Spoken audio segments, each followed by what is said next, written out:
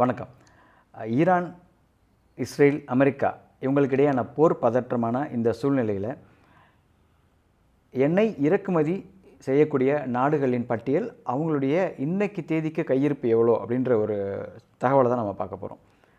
எப்பயும் போல் இந்த இறக்குமதி செய்து ஸ்டாக் வச்சுருக்கக்கூடிய நாடுகளின் பட்டியலில் பிக் பிரதர் அமெரிக்கா அவங்க தான் ஃபஸ்ட்டில் இருக்காங்க.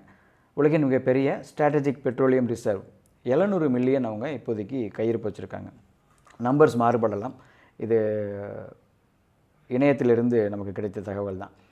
அதே மாதிரி அடுத்தபடியாக சைனா, உலகின் மிகப்பெரிய மக்கள் தொகை கொண்ட ஒரு நாடு, 400லேருந்து ஒரு 500 மில்லியன் பேரல்கள் வந்து கையிருப்பு வச்சுருக்காங்க. இதற்கு இணையான மக்கள் தொகை கொண்ட நாடு நம்மளுடைய நாடு இந்தியா.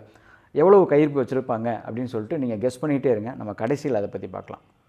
அடுத்தபடியாக இந்தியாவுக்கு அடுத்தபடியாக ஜெர்மன், ஃப்ரான்ஸ் போன்ற நாடுகள் 100 மில்லியன் பேரல்கள் கையிருப்பு வச்சுருக்காங்க.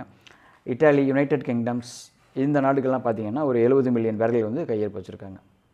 இன்னொரு முக்கியமான கண்ட்ரியை பற்றி நம்ம பார்க்க போகிறோம். இதில் ஜப்பான் பற்றி சொல்லி ஆகணும்.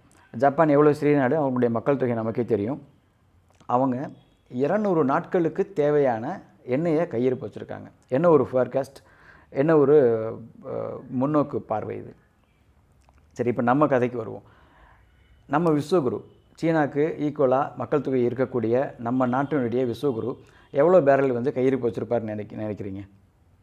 400லேருந்து 500 மில்லியன் சைனா வச்சுருக்கும்போது நம்ம அதுக்கு ஈக்குவலாகவோ இல்லை அதுக்கு பக்கத்துலேயோ தான் வச்சுருக்கணும் இல்லையா? எவ்வளோ தெரியுமா வச்சுருக்காரு? இணைய தகவல் தான், 40லேருந்து 50 மில்லியன் தான் வச்சுருக்காரு. இது கிட்டத்தட்ட ஒரு 10 நாளுக்கு தேவையான எண்ணெய் தான். அது 10 நாட்களுக்கு பயன்பாட்டுக்கு உதவும். அதுக்கப்புறம் என்ன பண்ண போகிறான்றது விஸ்வகுருக்கே வெளிச்சம். ஜெய் ஸ்ரீராம்.